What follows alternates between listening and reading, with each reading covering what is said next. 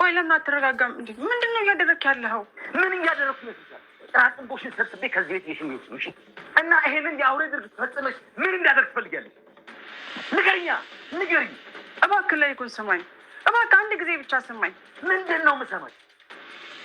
እስከ ዛሬ ድረስ የሰው አውሬ ታቅፌ መኖሬ ልትነግሪኝ ነው? ምን አልክ እኮ? እኔ ዝናሽ ነኝ የሰው አውሬ? እንደውም ልንገርሽ፣ አውሬዎች ከአንቺ ይሻላል። ቢያንስ አውሬ አምሳያውን አይጎዳም። አንቺ ግን ሰው ነሽ፣ ሰውን ለመጉዳት መርዝ አጠጥተሽ የምትጉጂ ሰው። ተው እንጂ ላይ እኮ ይሄን ያህል ዘመን ስታቀኝ ባልና ሚስት ሆነን ስንኖር እኔ እንደዚህ አይነት ሰው ነኝ እንዴ? እና ምን እያልሽ ነው?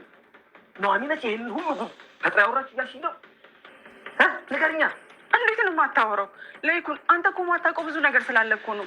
ያቺ ልጅ እኮ ህይወታችንን ለመሰቃቀል እኮ ብዙ ጊዜ ሞክራለች። እሷ ሳትሆን አንቺ ነሽ ህይወቷን እያበላሽሻለሽ። ይባስ ብለሽ በሆዷ ያለውን ጥርስ ለማጥፋት መርዝ ሰጥሻል። ይሄ ምን የሚሉት አውሬነት? እውነቴን ነው ለይኩን፣ ኑሐሚን ከራሷ ፈጥራ ነው ያወራችው። ከፈለክ ደግሞ ገነት ጋር ደውለህ ማጣራት ትችላለህ። ገነት? እሷ ደግሞ ድርጊቱ ምን ታደርጋለች? ወይስ ከእሷ ጋር ተባብራችሁ ነበረ ይሄን ህፃን ልጅ በመርዝ ልገሉ የነበረው? እንዴ ለይኩን፣ ኑሐሚን እኮ ከገነት ሰማሁ እያለች እኮ ነው የምታወራው። ከፈለክ ደግሞ ውሸቷ መሆኑን እራሷን ገነት ጋር ደውለህ እኮ ማረጋገጥ ትችላለህ።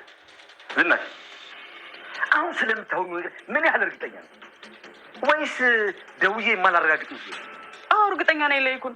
እንደውም ከምትደውል ለምን በአካል ሄዳ አንተ ራስህ አታረጋግጥም እዛው? ለማንኛውም በሳታችሁ ይህን ነገር ማድረግሽን ወይም አለማድረግሽን ማወቅ አይቀርም። የዛኔ ግን ውሸት መሆኑን ካወቅ ወየው። ይሄ ለይኩን፣ እዛ መሳት ውስጥ እኮ ሽጉጥ አለ። እውነቴን ነው የምልህ እመነኝ። ውሸት ከሆነ ግንባሬን እሰጥሃለሁ። አቶ ለይኩን በደረሰበት ድንገተኛ ህመም ምክንያት ሆስፒታል ገብቷል። ለአቶ ለይኩን ሆስፒታል መግባት ምክንያቷ ደግሞ ወይዘሮ ዝናሽ ናት። ወይዘሮ ዝናሽ ባደረገችው ድርጊት በእሷም እጅግ በመናደዱ ነበረ አቶ ለይኩን እራሱን ስቶ ወድቆ የነበረው። ከዛም አሁን ላይ አቶ ለይኩን ሆስፒታል ገብቶ እርዳታ እየተደረገለት ይገኛል።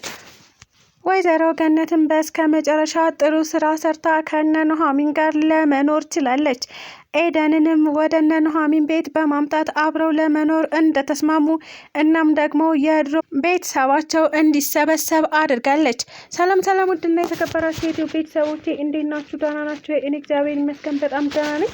እንኳን ወደ ቻናሌ በሰላም መጣችሁ እያልኩኝ ለዚህ ዩቲዩብ ቻናል ደግሞ አዲስ ከሆናችሁ ላይክ፣ ሼር፣ ሰብስክራይብ በማድረግ ቤተሰብ ሁኑ። እንዲሁም ደግሞ ሀሳብ አስተያየትም ካላችሁ ኮሜንት ላይ አሳውቁኝ። ለዛሬው ደግሞ ኑሐሚን ፊልምን ክፍል 38 ይዤላችሁ መጥቻለሁ። እስከ ቪዲዮ ፍጻሜ አብራችን ቆዩ። ኑሐሚን እንግዲህ የባለፈው ክፍል ላይ እንዳየነው ወይዘሮ ዝናሽ የኑሐሚንን ልጅ ለመግደል እያሰበች ትገኝ ነበረ። እሱም ልትገልባት የነበረው በገነት አማካኝነት ማለትም ለገነት ጠቀም ያለ ገንዘብ ሰጥታት እንዲሁም የኑሐሚንን ልጅ እንድትገልላት ማለትም ጽንሱን እንድታስወርደው የሚያደርግ መድኃኒት ለኑሐሚን እንድታጠጣት አድርጋ ነበረ። ነገር ግን ወይዘሮ ገነት በዚህ ሀሳብ አልስማማም በማለት ነበር የኑሐሚን ልጅ ያተረፈችላት። በዚህ ነገርም የተደሰተችው ኑሐሚን አሁን ላይ እድሜ ለገነት እያለች ትገኛለች። የወይዘሮ ዝናሽንም ስራ የሰማው ባለቤቷ ማለትም አቶ ለይኩን አሁን ላይ እጅግ በጣም በመናደድ እናም ሚስቱን ደግሞ ይህንን ድርጊት አድርገሽው ከሆነ እገልሻለሁ እያለ እየዛተባት ይገኝ ነበረ። ነገር ግን ወይዘሮ ዝናሽ አሁንም ለማስተባበል እየሞከረች ትገኛለች። በፍጹም እኔ ይህንን ነገር አላደረግኩም፣ ኑሐሚን እራሷ አውቃ ፈጥራ ያደረገችው ነገር ነው። እባክህ ለይኩን ተረዳኝ። እኔ ይህንን አክል አመት ስንኖር እንዲህ አይነት ሀሳብ አስቤ አውቃለሁኝ። እንዴትስ ታደርገዋለች ብለህ ባለ ለምንድን ነው እኔን እንደማታቀኝ የምትሆነው ስትል ነበረ ለማስተባበል የሞከረችው።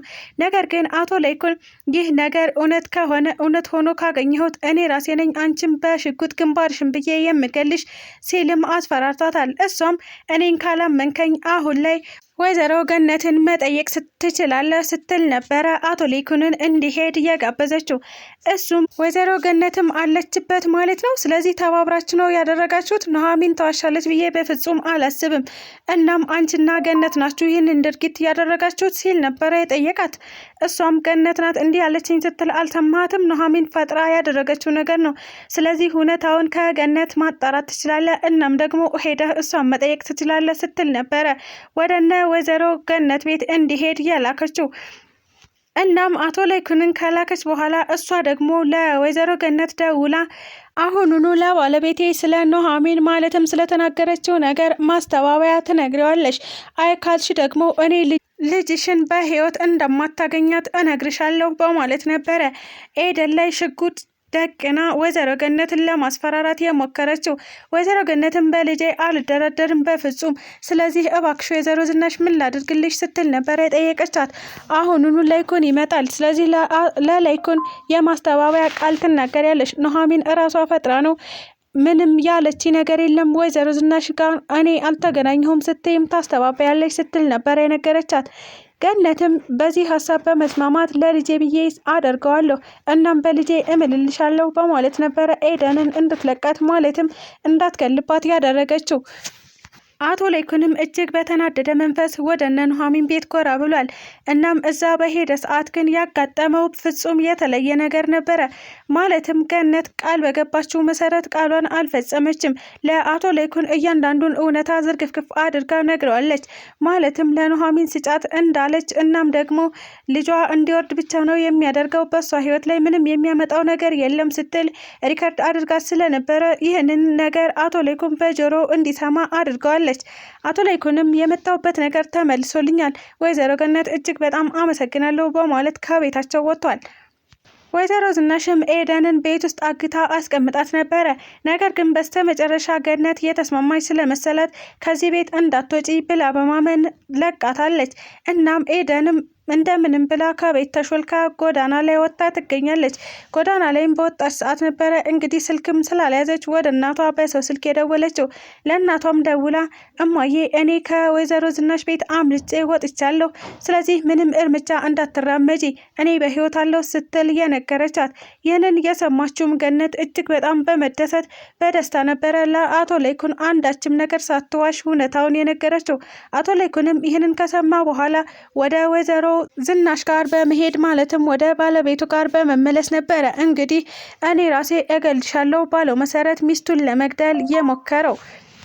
ነገር ግን ዳግም ሊገለኝ እየመጣ ነው ስትለው ዳግምም አላስቻለውም። እናም እማዬ አይዞሽ እኔ ያለሁኝ፣ እኔን አልፎ በፍጹም አይገልሽም፣ ነገር ግን ምንድነው ጥፋትሽ ሲል ጠየቃት። እናም የኑሐሚንን ልጅ ልታስወርድባት እንደሆነ ስለሰማ በፍጹም እንዲህ ማድረግ አልነበረብሽም፣ ለምንስ ነው እንደዚህ ያደረግሽው ሲል ጠይቋታል። እሷም እኔ ልጅቷ እጅግ በጣም ስላናደደችኝ እናም ደግሞ ዳግዬ እባክህ ተረዳኝ፣ ለአንተ ብዬ ነው ይህንን ሁሉ ነገር ያደረግኩት ስትል ለዳግም ለማስረዳት ሞክራለች።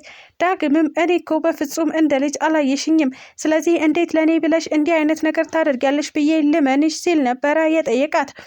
ወይዘሮ ዝናሽም ዳጊ እባክህ ተረዳኝ፣ እኔ አንተን በፍጹም ማንም እንዲጎዳ አልፈልግም፣ ልከላከልልህ እየሞከርኩ ነው ስትል ነበረ ያስረዳችው።